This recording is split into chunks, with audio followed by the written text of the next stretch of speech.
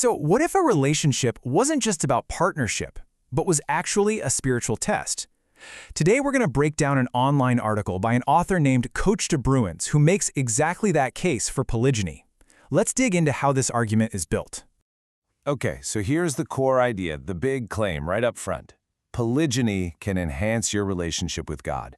This immediately tells us we're not talking about social norms or just personal preference. It's being framed as a path to spiritual growth. The big question, of course, is how? Right, so the first part of this argument frames polygyny as a kind of test. The author argues that its main spiritual benefit comes directly from the fact that it's hard. The idea is that it's a challenge designed to forge a stronger bond with God because it forces people to overcome some of their most basic human impulses. And we're talking about very specific tests here. It's all about fighting those personal demons. For men, the challenge is to move past simple lust and instead embrace real responsibility. For women, it's about controlling jealousy to support what the author calls her husband's godly ambitions. And, according to the article, the only way either of them can get through this is with a whole lot of faith. Now, to really drive this point home about discipline, the author paints a picture of two completely different worlds by drawing a sharp contrast between polygyny and the modern dating scene, which is described as basically a culture of lust. And you can really see that stark difference right here. You've got polygyny on one side, presented as this difficult, responsible, commitment-based path. And on the other side, modern dating is described with phrases like freely available sex and pump and dump. The author is definitely framing one as order and the other as pure chaos. And where does all this perceived social chaos come from? Well, the author explicitly blames one thing: the overturning of traditional patriarchal structures.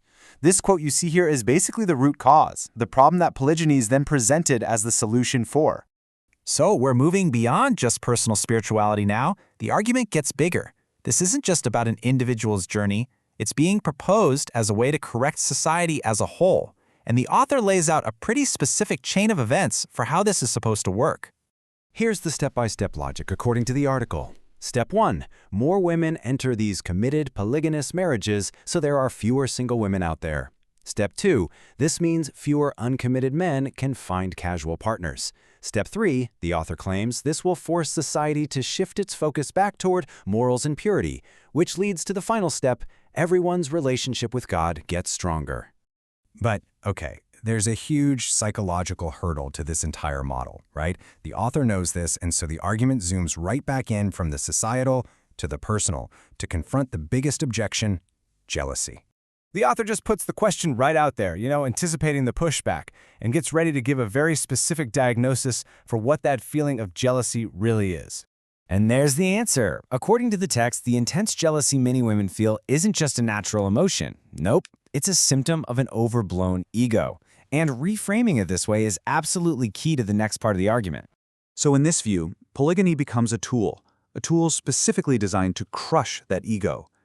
The argument is that some women have a desire to be worshipped by their husband, to be the absolute center of his universe, and that this desire actually pulls them away from where their focus should be, on God. And this all leads to what the author presents as a healthier spiritual dynamic. The text suggests that in some monogamous relationships, partners can start to idolize each other in an unhealthy way.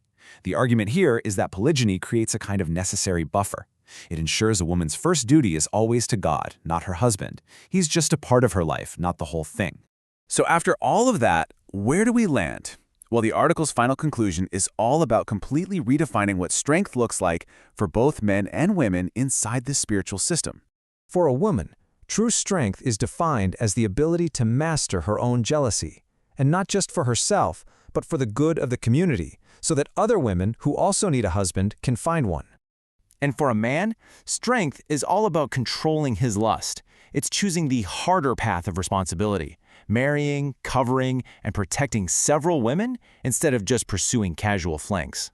And this right here, this is the final bottom line statement. The whole argument builds up to this one idea, that polygyny is not just a lifestyle choice people make, but a structure actually ordained by God to create a society that He finds pleasing. So after breaking all that down, we're left with a pretty big question, aren't we?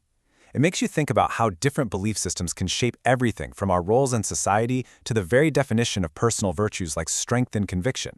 It's a really powerful look at how faith and relationships can intersect to define an entire social order.